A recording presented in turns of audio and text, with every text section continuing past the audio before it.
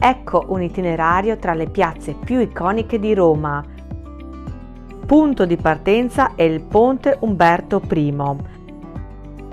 Alle spalle mi sono lasciata la Corte di Cassazione, ovvero il Palazzaccio. Dal ponte ho potuto ammirare il Tevere e la Basilica di San Pietro sullo sfondo. Camminando su via Zanardelli si arriva allo stadio di Domiziano, ovvero si vede solo una piccola parte, il resto è sotto Piazza Navona.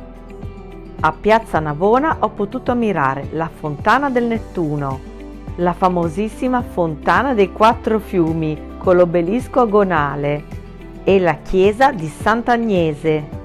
Proseguendo per via del Salvatore ho raggiunto la chiesa di San Luigi dei Francesi, dove sono conservate le opere del Caravaggio di cui ho già fatto uno short.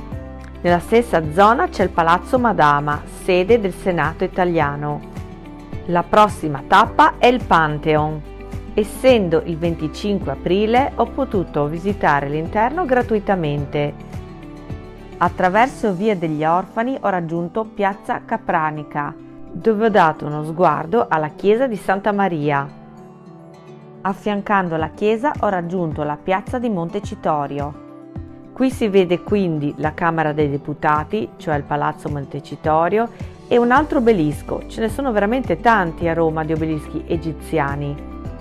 Proseguendo sulla destra si arriva a Piazza Colonna, dove c'è Palazzo Chigi e la colonna di Marco Aurelio.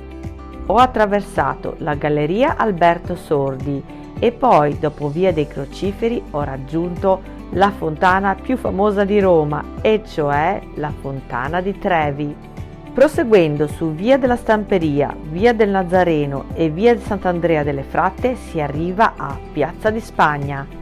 Tutta da fotografare c'è la scalinata di Trinità dei Monti e la Barcaccia.